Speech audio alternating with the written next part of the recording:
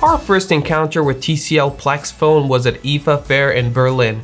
But even though we had the chance to see the phone, we haven't actually had the time to try it out ourselves. Now, the phone is finally in our hands for thorough testing. Now, you may know that TCL is world's second biggest TV manufacturer. So, what is a TV manufacturer doing in a smartphone world?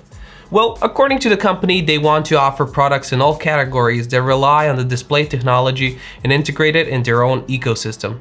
It is worth mentioning that while this is a debut model under TCL's brand, the company owns Alcatel and BlackBerry, so it's not their first rodeo.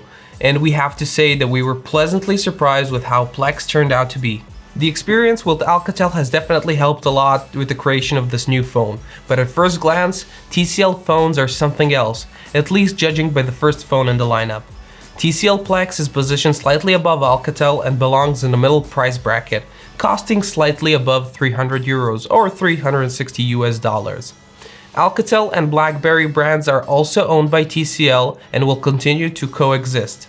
Alcatel will maintain its position as an affordable brand for younger and less demanding users, while BlackBerry will remain focused on its current audience, namely the business users. TCL will cover middle and upper class of phones. All of this is well thought through, but both Alcatel and BlackBerry positions in the market have been a little shaky in the last couple of years. So, how well does TCL do on a mobile market? Judging by the first impressions, it would seem that they are doing just fine. As soon as you open the box, you're greeted by a personalized thank you note, kind of like what OnePlus does. And why not, if it contributes to creating a connection between a customer and the brand. The rest of the pack is relatively standard. We see a USB-C cable and an 18-watt charger that show us that TCL has by no means neglected that important aspect of today's phones, and also the phone case. We do think that the case is quite rigid and its slightly softer case may bring better experience in daily use. But hey, it's there and it's free. TCL Plex comes in two variants, Obsidian Black and Opal White. We saw the white phone at the Berlin IFA conference, but also a few days ago at the local event. And we must say that it looks more attractive than the Obsidian Black model that we got on our test, which looks more serious and plain. TCL Plex looks attractive with glass covering both sides, and the white model also has the micro texture on the back. Unfortunately, there is no information whether the glass is some special, stronger variety like Gorilla Glass. The design is a very important aspect of a modern phone, and it really needs to be done right. In that regard, we would say that TCL Plex was a success. Its front surface is dominated by a screen that covers over 90% of it. The bezels are very thin. In that aspect, TCL has definitely passed with flying colors, and we really like the look of the phone. In the upper left corner of the screen, we have a punch hole front camera, which is a very good choice, certainly better than a large and noticeable notch. Now, design-wise, the back of the phone is very interesting.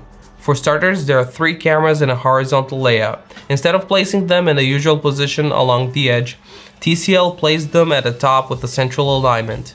TCL obviously made an effort to flatten these cameras as much as possible, so there are no bumps that would disrupt the look of the phone. This not only made the phone visually striking, but also gave it a unique look and its own design language. On the back, there's also a traditional fingerprint scanner right below the main camera. Some users may like this, others won't. It's really a matter of taste. Personally, I would prefer a larger and rounder fingerprint scanner and think that this layout of cameras and flash would look better if they were housed in a separate frame, something like Samsung Galaxy S10. But then again, maybe TCL didn't want their first smartphone to resemble any of the competition, so we do honor their bravery. The success of this decision will, as always, be judged by the consumers. The power and volume buttons are located on the right side of the device. On the left side, there is a special button that activates the Google Assistant by default, but you can program it to do different things based on if you clicked on it once, double-clicked it, or did a long press. The bottom edge of the phone houses a USB-C connector as well as a speaker. TCL does not shoot for the stars with this model, so the same goes for the hardware it comes with. Yes, you will find faster hardware for this price range, but what TCL offers will certainly be good enough, especially given the device category, as the specifications are quite decent. Specifically, the phone is based on the Snapdragon 675 chipset, made in 11nm technology, and this 8-core processor provides very good performance. It is not exactly the latest technology, but it's quite good and fast. Adding to the positive impression is the fact that TCL Plex comes with 6GB of RAM and 128GB of storage, which surprised us a bit. We're used to seeing 4 and 64, 4 128, or 6 64GB combinations in this class, but TCL obviously decided to make no compromise when it comes to memory.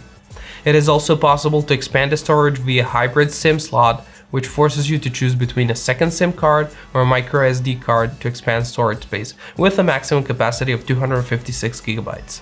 The storage is UFS 2.1, but we will not take it as a disadvantage because of the price range of this device. When it comes to operating system, TCL relies on Android 9 Pie in combination with the company's own interface, the TCL UI 1.0.1, which has some interesting features that are worth pointing out. First of all, it is a pretty good interface, in which we see some things from Alcatel's solution, which is obviously used as a basis. TCL took the importance of a good UI very seriously, as TCL UIs are very well tuned, far beyond what we would expect for a company's first attempt at it, at least under its own brand. The system is very responsive, the icons are quite colorful, and some innovative ideas were used. For instance, we like the way App Drawer was implemented. Swiping up opens a drawer with many categories of applications. You can also customize these categories and freely move applications from one category to another. System, utilities, finance, education, media, life, business, or create the category you want, so they're neatly sorted. We have to say that we like this solution more than, say, deploying applications and shortcuts to separate folders, because it looks cleaner and it's much easier to navigate. We also like that TCL didn't bother the users with bloatware or add-ons, and has instead found a way to offer something interesting for the start. For example, a lock icon on the main screen has the same effect as turning off the screen, and again, it's something you press quickly after you're done, instead of looking for a button on the side with your other finger. There's also a shortcut for NXTVISION that can quickly activate or deactivate these screen customization options. TCL has done a lot to integrate its phone with the other devices it offers, so we plugged in TCast to send content directly to TCL TVs, as well as a couple of shortcuts that some may find unnecessary, like the one to the TCL Community or Support Center. There's also an optimize icon, which is not really a shortcut, but when you press it, it cleans up the phone memory and remaining apps for an optimized performance. You can see that TCL strives to make everything as easy and fast as possible in a single touch. Finally, there is a smart key option that configures the key on the left side of the phone and allows you to adjust what function is performed by a single press, double press, or long press. There are also a number of gestures you can use, such as flipping the phone over to silence it, quickly turning on the camera, and so on. And you can also use func shortcuts to access additional features. All in all, this is more than good for a phone debut. TCL designed the phone in line with its display greatness philosophy, and therefore was expected to pay a lot of attention to the phone display, especially as the company boasts that it has provided a number of exciting features through its NXTVISION technology. The large screen has a diagonal of 6.53 inches, a 19.5:9 aspect ratio, and a pixel density of 395 pixels per inch, thanks to the resolution of 2340 x 1080 pixels. So, everything's in line with the best we've seen in this category, maybe even more, since the IPS display the phone uses is something that we could even see in some higher category phones. NXTVISION is conceived as a set of technologies that enhance display quality, warmth, and intensity of colors and lighting, and overall a much more vibrant display, all at the touch of a button. Part of this technology is the upscale of content from standard to high definition. Does it work? Well, to be honest, the screen certainly becomes alive when NXTVISION is activated, but the upscaling on such a small screen is not that noticeable. After all, isn't it easier to just turn on high resolution? We might see an application of this technology in situations where you have very slow internet connection or a limited data plan, but you want to watch YouTube, so you can use lower resolution to turn on upscaling on your phone. It's not a bad thing to have, but it certainly won't revolutionize the way you use your phone. Plus, NXTVISION on the phone consumes more battery, which brings us to that topic. TCL Plex comes with a 3820 mAh battery. It's a very solid capacity which will allow a day and a half of use without major problems. We conducted our 10-hour YouTube video test with 2 occasions, with and without the NXTVISION technology. And we saw the difference, both visually and in terms of battery life. When active, the Plex finishes 10-hour video test with 30% battery left. When NXTVISION is turned off, the phone ends up with 42% battery power, which is quite a good result. So decide for yourself whether you want to pay for a more vibrant, dynamic display with a slightly higher battery drain. As for the charging, we already said that the package comes with an 18-watt charger and it's capable of recharging 50% of the battery in 32 minutes, which is accomplished with a Quick Charge 3.0 standard, which is great for this class. Sound is not something we expect too much of in this class, and TCL Plex is ranked decent in this regard. It only has one speaker with an average loudness. A 3.5mm connector is also present, and the phone supports FM radio, and it comes with the usual sound-related software and customization options.